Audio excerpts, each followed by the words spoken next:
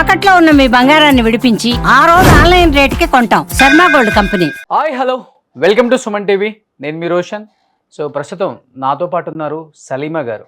సలీమా గారు అంటే ఒక 2 సంవత్సరాల క్రితం నేను ఒక ఇంటర్వ్యూ చేశాను, అందరూ చూశారు కూడా. ఆమె అలనాటి నటి గిరిజ గారి అమ్మాయి. ఆమె కూడా కొన్ని సినిమాల్లో యాక్ట్ చేశారు, మలయాళం, తమిళ్లో కూడా. సో గిరిజ గారు లేని సినిమా లేదు. దాదాపు 2 దశాబ్దాలు ఇండస్ట్రీని ఏలిన ఒక గొప్ప నటి అన్నమాట. ఆమె చివరి రోజుల్లో ఎలా చనిపోయారని రకరకాల కథనాలు వచ్చినప్పుడు కూడా ఆమెతో ఇంటర్వ్యూ చేసినప్పుడు ఆమె చాలా క్లియర్‌గా చెప్పారు. ప్రెజెంట్ ఎందుకు ఆమెను లైవ్‌లోకి తీసుకోవాల్సి వస్తుంది అంటే, ఒక్కసారిగా నాకు కన్నాంబ గారి మనవరాలు కాల్ చేసి, "మీరు ఇంటర్వ్యూ చేసిన గిరిజ గారి అమ్మాయికి ఓరల్ క్యాన్సర్, చాలా ఫైనాన్షియల్‌గా చాలా ప్రాబ్లమ్స్‌లో ఉన్నారు. ఇప్పటికి చాలా కీమోస్ అయినియి, రేడియేషన్ అవుతుంది. ఇప్పుడు ఫిజియో అవుతుంది. ఆమె ఫైనాన్షియల్‌గా బాగా చితికిపోయి ఇబ్బంది పడుతున్నారు.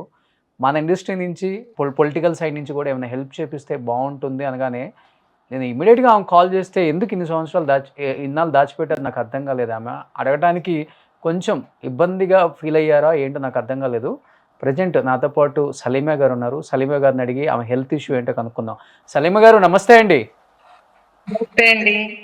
ఏంటి ఇంత పెద్ద విషయాన్ని దాచిపెట్టి వేరే వాళ్ళ ద్వారా మేము తెలుసుకొని, మిమ్మల్ని అడిగి ఈరోజు రిక్వెస్ట్ చేసి ఏమైందో కనుక్కోవాల్సిన పరిస్థితి వచ్చింది. ఎందుకు చెప్పకూడదనుకున్నారా?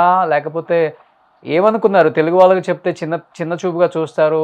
ఇంత పెద్ద నటి కూతురు ఇలా అయిపోయింది, ఆర్థిక ఇబ్బందులు పడుతుందని ఏమన్నా బాధపడ్డారా? ఎందుకు చెప్పలేదు అసలు ఫస్ట్ ఆఫ్ ఆల్? లేదండి. నాకు అలాంటి ఫీలింగ్స్ అని ఏమీ లేదు. దాయాలనే ఇంటెన్షన్ నాకేమీ లేదండి. నాకు ఓరల్ క్యాన్సర్ ఎఫెక్ట్ అయిందండి. లాస్ట్ అక్టోబర్ వచ్చి ఓరల్ క్యాన్సర్ ఎఫెక్ట్ అయింది. మా ఫ్యామిలీలో వచ్చి క్యాన్సర్ హిస్టరీ లేదు యాక్చువల్లీ.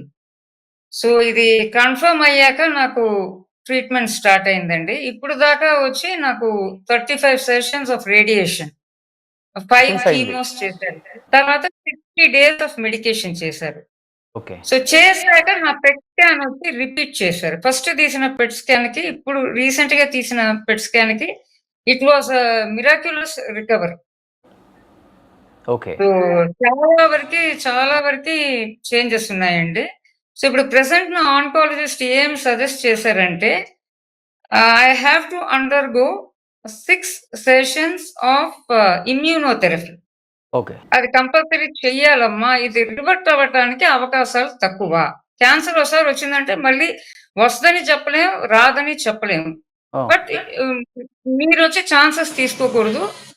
సో, మనం ఇప్పుడు తీసిన పెట్ స్కాన్ వచ్చి యూ హావ్ ఆల్‌మోస్ట్ రికవర్డ్. కానీ కంపల్సరీ ఇది చెయ్యాలి. తర్వాత 6 మంత్స్ వచ్చి మెడికేషన్ ఇస్తాం మళ్ళీ అని చెప్పారండి. నాకు అన్‌ఫార్చునేట్‌లీ ఏమైందంటేనండి, హెల్త్ ఇన్స్యూరెన్స్ లేదు. హెల్త్ ఇన్స్యూరెన్స్ లాక నాకు ఎమర్జెన్సీ వల్ల ఫండ్స్ రేజ్ చేయాల్సొస్తుందండి నాకు. హ్మ్. హ్మ్. హ్మ్. నేను లేకపోతే లైఫ్‌లో ఎవరిని ఏది రిక్వెస్ట్ చేసింది లేదు. నేను ఎవరిని ఇబ్బంది పెట్టను నేను. కానీ నాకిప్పుడు ఏంటంటే ఒక క్రిటికల్ ఒక హెల్త్ ఇష్యూ గనక నాకు టైం లేదు. There is no time. So, దీనివల్ల I am forced to request and raise funds for my treatment. ఇప్పటి వరకు ఎంత అదే మీకు ఖర్చయింది సలీమా గారు? ఇప్పుడు దాకా నాకు ఒక 8,00,000 దాకా అయింది సార్. 8,00,000 అయింది. 8,00,000. సో, ఈ 8,00,000 కూడా మీ దగ్గర ఉన్న సేవింగ్స్‌తోనే మీరు ట్రీట్మెంట్ తీసుకుంటున్నారు ఇప్పటి వరకు కూడా. సేవింగ్స్ కొంచెం ఫండ్స్ రేజ్ చేసామండి. ఆ! అంటే టైం లేదు కదండీ! ఇది మనం ప్రిపేర్ చేసే టైం కాదు గదా! Cancer it's something unexpected. నేను చేసుకొని ఉండుండాలి హెల్త్ ఇన్స్యూరెన్స్. అది లేదు, వచ్చింది. సో, ఇప్పుడు ఇందులోంచి బయటకొచ్చే దారి ఏంటని నేను చూడాలి. నేను ప్రశాంతంగా మెల్లిగా ఫండ్స్ గ్యాదర్ చేసే టైం నాకు లేదు గదండీ! అంత టైం లేదు కదా! హ్మ్. సో, దానివల్ల వచ్చి నేను ఫండ్స్ రేజ్ చేసి, రిక్వెస్ట్ చేసి చేయాల్సిన ఇదొచ్చిందండి నాకు. అంటే ఇప్పుడు డాక్టర్స్ ఏం చెప్పారు? ఇంకెంత వరకు ఖర్చవుతుందని చెప్పారు మీకు? అంటే నాకు అనదర్ ఒక 7,00,000 అవ్వొచ్చండి. అంటే ఫిజియో అంటే నాకు మళ్ళీ చేస్తున్నారిప్పుడు. మెడిసిన్స్ ఇప్పుడు రైట్ ఏంటంటే, నాకు ఈ రేడియేషన్ చేయబట్టి నాకొచ్చింది ఓరల్ కదండీ! నాకొచ్చి మౌత్ బాగా స్టిఫ్ అయిపోయింది. ఇప్పుడు బాగా మాట్లాడుతున్నా మీ దగ్గర. ఓకే. ఇప్పుడు నేను నార్మల్‌గా ఎప్పుడు మాట్లాడేటట్టే మాట్లాడుతున్నాను మీ దగ్గర. I'm much better now.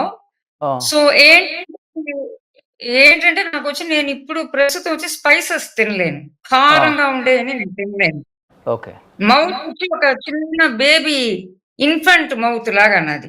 హ్మ్. సో, నేనిప్పుడు తినేది నా డైట్ ఏంటంటే కోకోనట్ వాటర్, ముద్దపప్పు అన్నం, తర్వాత ఘీ రైసు, దాల్ రైసు, మజ్జిగ అన్నం ఇటువంటి కారం లేని ఐటెమ్స్ ఇడ్లీ అండ్ కర్డ్ ఇలాంటివి నేను తినగలుగుతున్నాను. కొంచెం టైం పడతది. కారం హ్మ్. అయి హ్మ్. తినడానికి. హ్మ్. హ్మ్. ఇప్పుడు కారం తినడం ఇంపార్టెంట్ కాదు గదండీ! ముందు నేను ఇందులో నుంచి బయటకొచ్చేసేయాలి నేను. సో, అవును. 2 మంత్స్ బ్యాక్ అయితే కొంచెం కష్టపడి మాట్లాడేదాన్ని. ఇప్పుడు ఫ్లూయెంట్‌గా అంటే 2 మంత్స్ మాట్లాడుతున్నానండి. బిఫోర్ అసలు మౌత్ ఓపెన్ అవ్వలా మీకు? చూపిస్తాను చూడండి. ఇంతే ఓపెన్ అయ్యేది. Now I am able to open better. Okay. So, నాకు కొంచెం టైం పడుతదండి. ఇప్పుడు స్టార్ట్ చేశారు ఫిజియోథెరపీ. 25 సెషన్స్ ఫిజియోథెరపీ వచ్చి సజెస్ట్ చేశారు డాక్టర్ గారు. ఆ హ్యా రేడియేషన్ వల్ల టైటన్ అయిపోయిన ఈ మసిల్స్ అన్నీ లూజ్ అవ్వాలి. ఓకే. నేను నార్మల్‌గా మౌత్ ఓపెన్ ఓపెన్ చేయగలగాలి. నార్మల్‌గా ఫుడ్ చేయగలగాలి. హ్మ్. రైట్ సైడ్‌లో వచ్చిందండి నాకు tumour. So, it hmm. Has subsided. Lymph కానీ నోడ్స్‌కొచ్చి స్ప్రెడ్ అయింది. So, okay. That is also healed. So, first స్టేజ్‌లోనే ఐడెంటిఫై చేసుకోగలిగారా మీరు? When it was confirmed that I have oral cancer, third stage. Third స్టేజ్‌లో. అదే డాక్టర్ గారన్నారు. "నువ్వు ఇంత నేను క్యూర్ చేయగలనమ్మా. నీకొచ్చిందొచ్చి 100% క్యూరబుల్ అని నాకు తెలుసు. కానీ ఇంత స్పీడ్ రికవరీ నేను కూడా అనుకోలేదు. నీ కోసం మరి ఎవరు ప్రే చేశారో, మరి నీకు ఎవరి బ్లెస్సింగ్స్ ఉన్నాయో ఇంత స్పీడ్‌గా బయటకొస్తావు అని నేను కూడా అనుకోలేదమ్మా" అని చెప్పి అన్నారు గ్రేట్ డాక్టర్ గారు. అండి. First of all hats up. Single lady మీరు. నేను మీ ఇంటికొచ్చాను. మీ ఇంటర్వ్యూ తీసుకున్నాను. మీ ఇంట్లో ఆతిథ్యం స్వీకరించాను. ఒక సింగిల్ లేడీ అయ్యి మీ ధైర్యానికి ఒప్పుకోవచ్చు ఫస్ట్ ఆఫ్ ఆల్. మీరెళ్లి మీకు డైలీ విషయం చెప్పాలి. రేడియేషన్‌కి, కీమోకెళ్ళి మీకొక ఎవ్వ విషయం చెప్పాలి. చెప్పండి. రేడియేషన్ 35 రేడియేషన్‌లకి నా కారు నేనే తోలుకొనెళ్ళాను హాస్పిటల్‌కి. ఆ! నేనుండే ఇల్లు, హాస్పిటల్ డిస్టెన్స్ ఎక్కువ. ఓకే. నా కారు నేనే తోలుకొని 35 రేడియేషన్‌లకెళ్తే అక్కడ వేరే పేషెంట్స్ ఉంటారు గదండీ! ఇదేం ఆడది బాబు బండి తోలుకొని వస్తుంది రేడియేషన్‌కి. నేను చెప్పాను, లేదండి. నేను రాగలిగితేనే వస్తాను. నేను మరీ రాలేకపోతే నేను వేరే ఏదైనా వెహికల్ తీసుకొని వస్తాను. కీమోకి మాత్రం డాక్టర్ స్ట్రిక్ట్‌గా చెప్పారు. నేను రాగలనని చెప్పి నువ్వు కారు తీసుకొస్తే మాత్రం నేను కీమో నీకు ఇవ్వనివ్వను. హ్మ్. నువ్వు వేరే ఏదైనా వెహికల్ అరేంజ్ చేసుకొని రావాలని స్ట్రిక్ట్‌గా చెప్పాడాయన. So, okay. కీమోకి మాత్రం నేను వేరే వెహికల్‌కెళ్ళాను. నేను డాక్టర్ గారికి చెప్పాను. నేను కంఫర్టబుల్‌గా బండి తోలుకొని వస్తున్నాను సార్ అంటే ఆయనన్నాడు, "రేడియేషన్ సైడ్ ఎఫెక్ట్‌లు పెట్టుకొని నువ్వు కంఫర్టబుల్‌గా కారు తోలుకొని వస్తున్నావు." నేను చెప్పాను, "నేను కారు తోలుకొని రాగలను బట్టే కదా వస్తున్నానండి. రాలేకపోతే నేను రాను కదా!" Hmm. Hmm. See I am more bothered about my health than anyone. అవునా కాదా? డెఫినిట్‌గా అండి. హెల్త్ ఇస్ వెల్త్ గదండీ! మెయిన్ ఆరోగ్యం. ఆరోగ్యం బావుంటేనే కదా నేనేమైనా మీ చేయగలను. ధైర్యానికి హ్యాట్స్ ఆఫ్ ఏముంది అని చెప్తున్నాను నేను. ఆ హాస్పిటల్ అందరూ ఇదే డిస్కషన్. నా రేడియేషన్ గురించి వదిలేశారు. ఆ రేడియేషన్ రూమ్‌కెళ్తే, "మ్యామ్ మీరు బ్లడీ బెగర్‌లో చాలా బాగా చేశారు మ్యామ్. డైరెక్ట్‌గా చూస్తే మీరింత పొలైట్‌గా ఉన్నారు మ్యామ్. ఎంత రూడ్‌గా ఉన్నారు మ్యామ్ ఆ క్యారెక్టర్‌లో." అది చాలా టఫ్ క్యారెక్టర్ అండి. 'నెల్సన్' సార్ పిక్చర్ అది. చెప్పాను కదా! పోయినసారి మాట్లాడాం కదా మనం 'బ్లడీ అవునండి. బెగర్‌లో.' అవును. అవును. నెగెటివ్ రోల్ అది. చాలా టఫ్ క్యారెక్టర్. ఈళ్ళు రేడియేషన్‌కెళ్తే ఆ మందాకిని క్యారెక్టర్ గురించే మాట్లాడటం నా దగ్గర. మీరేమో పొలైట్‌గా ఉన్నారు. ఆ క్యారెక్టర్‌లో ఎలా ఉన్నారు? నేను చెప్పాను అది క్యారెక్టర్ అండి. క్యారెక్టర్‌కి తగినట్టే కదా ఆర్టిస్ట్ మారాలి అని చెప్పి అన్నాను నేను. You have to be that character. So, I don't act that character. I be that character. And I love acting. I love that profession. ఈ మరి రేడియేషన్ ఆ! ఓకే. బండి తోలుకెళ్ళని ఇవాళ దాకా అదే మాట. రేడియేషన్ అంతా అయిపోయింది. But still they are talking about that only. ఇంకా రేడియేషన్ గాని, కీమో గాని అక్కర్లేదండి ఇంకా. ఓన్లీ ఇప్పుడు ఫిజియో చేయాలంతే. అయిపోయింది. మౌత్ అయన్నీ ఓపెన్ అయిపోయిందండి. అవ్వటానికి. మెడికేషన్ మౌత్ ఓపెన్ అవ్వడానికి ఫిజియోథెరపీ అండి. ఇప్పుడు అది చేస్తున్నారు. ఒక 1 ½ మంత్, 2 మంత్స్ తర్వాత కొంచెం బెటర్‌గా ఓపెన్ అవ్వచ్చు. వాళ్ళు చెప్పించిన ఎక్సర్‌సైజెస్ నేను ఇంట్లో చేస్తున్నా. హ్మ్. అక్కడ కాసేపే చెప్తారు వాళ్ళు ఫిజియోథెరపీ. ఇంట్లో వచ్చి నేను అయి ప్రాక్టీస్ చేయాలి. రెగ్యులర్‌గా ప్రాక్టీస్ చేయాలి.